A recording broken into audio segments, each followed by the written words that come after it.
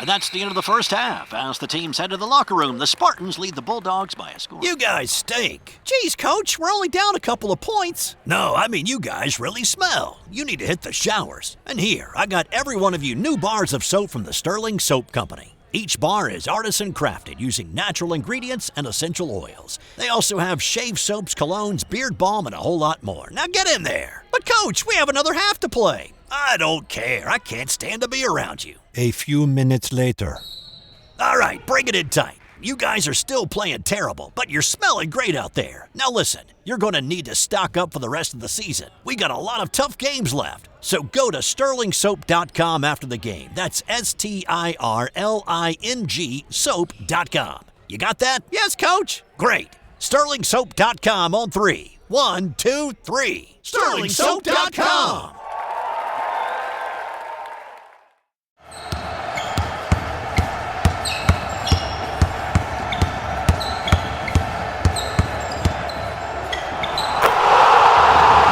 This is Basketball History 101 with Rick Loayza.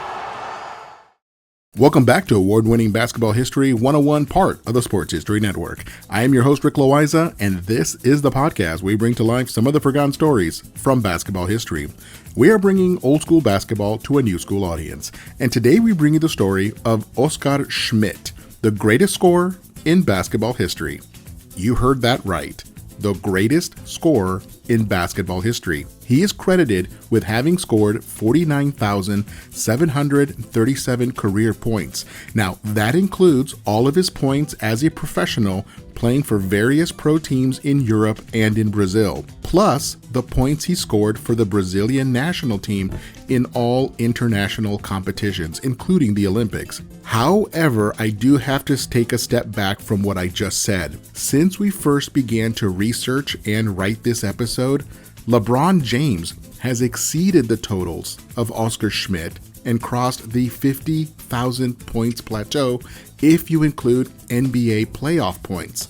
So in just my own intro to this episode, I already needed to make a correction about Oscar Schmidt. He is now the second greatest scorer in basketball history, but he was the first for a very, very long time. Therefore, this does not change Oscar Schmidt's place in basketball history. Now, if we are being honest, we did not know exactly how many points he actually scored in the European professional ranks, since some of the early records have been lost. But the consensus is that he scored 42,000 professional points, with the rest of the points coming from his time with the Brazilian national team. And he is deservingly in the Hall of Fame and was an unstoppable scorer for over 25 years. He was born on February 16th, 1958 in Natal, Brazil. He was the kind of player who was born to be a basketball player. He was always taller than all of the other kids his age and always had a knack for shooting the ball. During his time in the Brazilian youth leagues, he averaged anywhere between 25 and 37 points per game. He was simply a cut above the competition. And like most Brazilian athletes, the public referred to him simply as Oscar. No last name needed. After proving himself in youth leagues, he was so good that he turned professional in 1974 at the young age of 16 years old. Eventually, he grew to his full height of 6'9" and weighed 240 pounds, and this made him approximately the same size as Larry Bird, just for reference. He dominated almost every game that he ever played in, and he was not strictly a jump shooter, although he was known for shooting the three with deadly accuracy. He could also drive to the basket with ease and would use his height as an advantage when he was down low. From 1974 until 1982, he played for several Brazilian pro teams and won a championship with Palmeiras and another one with Tissot. After those 8 years in the Brazilian league, he had proven himself as the best player in Brazil, and that led to contract offers from Europe, which played at a higher level and typically paid much better. So, in 1982, he moved to Deco Caserta of the Italian league and played with them for 8 years before playing 3 more with Pavia. In just 11 years in the Italian League, he won the Italian League scoring title 7 times. He absolutely tore things up in Italy. He then played 3 more years in the Spanish League for Valladolid and led the Spanish League in scoring once. He then went back to Brazil to play 8 more years in the Brazilian League where things started before retiring completely from basketball in 2003. That is a 29-year professional career. And of course, he started playing professionally at age 16, but still, to play any sport professionally for nearly 30 years is absolutely incredible. He was 45 years old when he played in that final season. And right now, we are still marveling at the fact that LeBron James is playing in his 23rd season of NBA basketball and how he is the old man of the league. Again, Oscar started his pro career at 16 and played until he was 45. It is simply amazing. And his international career was just as impressive. He once scored 55 points in an Olympic game in 1988 at the Seoul Olympics against Spain. And he once led Brazil to a championship in the Pan American Games held in Indianapolis in 1987, where Team Brazil defeated the United States for the championship.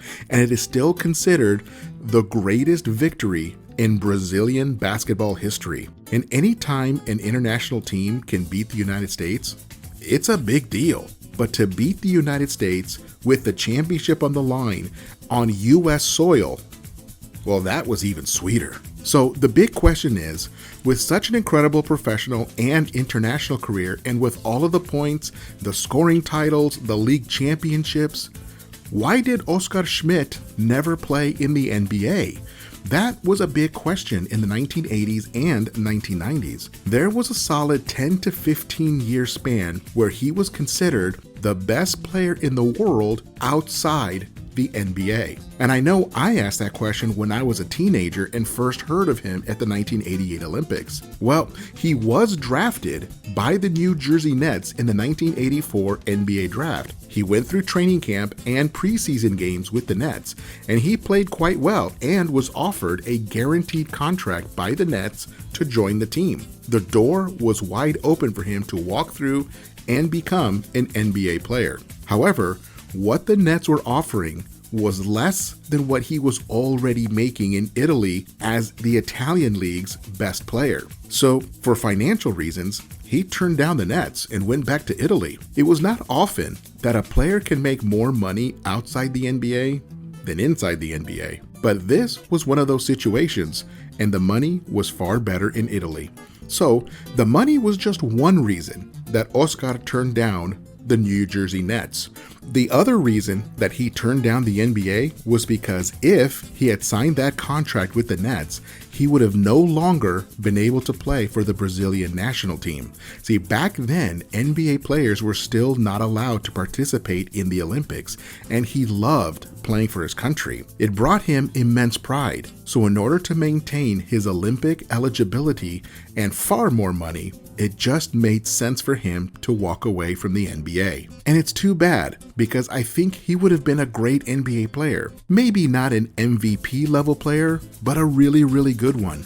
He could have been Drazen Petrovic before Drazen Petrovic. Unfortunately, we will never know for sure. We just have to go off of the mountain of points that he was able to score and the absurd length of his career and how he maintained a consistently high level of play for decades. In the end, he scored 1,093 points across 4 Olympic tournaments in 1984, 1988, 1992, and 1996. And he was voted into the Naismith Hall of Fame in 2017. And just to bring it back around to LeBron James like I did at the top of the episode, during Oscar's final professional season playing for Flamengo of the Brazilian League, he had the honor of playing alongside his own son Felipe, who also played for the team. It is extremely rare that a player plays professional for so long that his own son becomes his teammate. For Oscar, that was a cherry on top of an incredible career.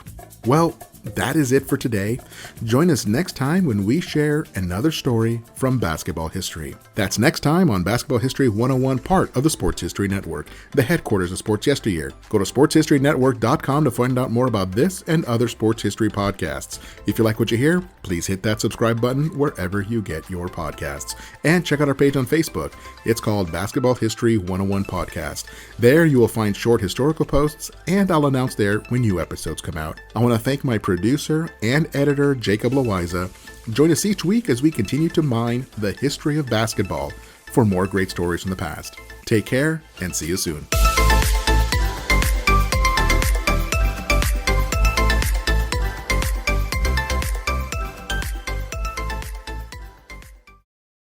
This podcast is part of the Sports History Network, your headquarters for the yesteryear of your favorite sport. You can learn more at sportshistorynetwork.com.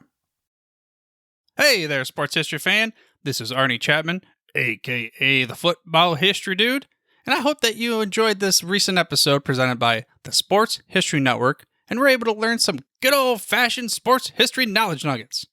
I started the Sports History Network back in 2020 with the mission to help podcasters find a community of like-minded sports history nerds, as well as helping aspiring podcasters to start their own shows. We have a little bit over 30 shows on the network right now covering all sorts of sports history, but as far as I'm concerned, we're just at the toothpick in the ocean moment, that can't even figure it out because there's so much more coming. We wanted to create the ultimate headquarters for sports yesteryear, starting with Podcast Network and our website, but we're going to continue to move into other mediums as well. And here's the cool part, because we want you to be part of our team.